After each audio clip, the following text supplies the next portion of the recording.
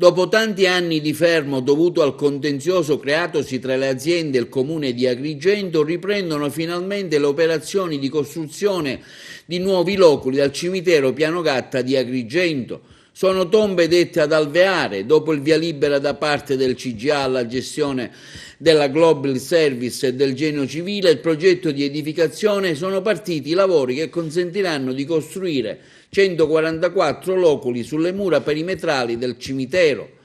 L'impresa Global Service Optimal, diretta dal geometra Salvatore Danna, sta anche effettuando lavori di manutenzione, consolidamento e adeguamento dei muri perimetrali della struttura che dopo tanti anni hanno bisogno della giusta manutenzione.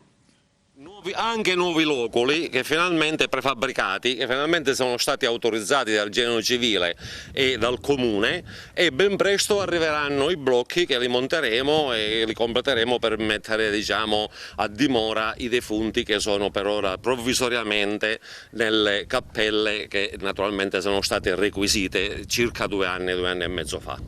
Una vicenda che è durata tanti anni, un contenzioso che si sta svolgendo, diciamo, alla sua svolgimento, insomma, alla sua giuridica strada, insomma, che novità abbiamo? Ma noi speriamo bene. Certo, questo dei loculi è un segnale, sono passati circa 9 anni, ci siamo riusciti, diciamo che stiamo trattando con il Comune, aspettiamo che ci convocano per fare la riunione anche con gli avvocati e i tecnici per vedere di arrivare ad un accordo complessivo e dare una risposta concreta ai cittadini, perché se la meritano tutta, perché chiaramente noi siamo venuti a fare questa bella attività qua dentro in project financing per fare una cosa che chiaramente deve essere funzionante e funzionale e dare risposta ai cittadini, per cui oggi finalmente possiamo dire che c'è un segnale di ripresa importante che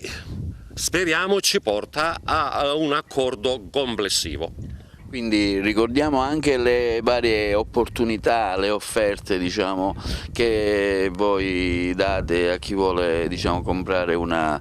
cappella. Ci sono varie tipologie di cappelle, dottore Danna? Sì, ci sono già diverse tipologie di cappelle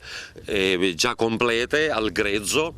e abbiamo fatto una promozione per quanto riguarda le opere di rifinitura, perché le cappelle debbono essere pagate per quello che sono, perché ci sono dei prezzi già stabiliti col Comune che sono invariabili e non possono essere, diciamo, né abbassati né manco alzati. Però sui lavori di rifinitura, sugli accessori, diciamo, stiamo facendo una campagna importante per venire incontro ai cittadini.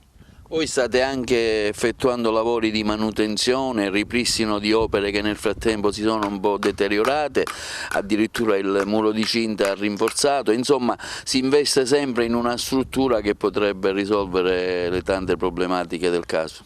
Certo, questo è un progetto di circa 37 anni fa, i primi lavori risalgono all'85-86,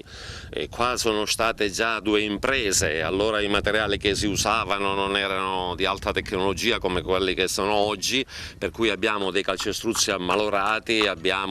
ci sono dei problemi, ma noi tutto quello che c'è da fare lo stiamo facendo, lo abbiamo sempre fatto, per cui ci aspettiamo una risposta del Comune che faccia pure il suo dovere e ci venga incontro nei nostri diritti e in quello che ci spetta, diciamo.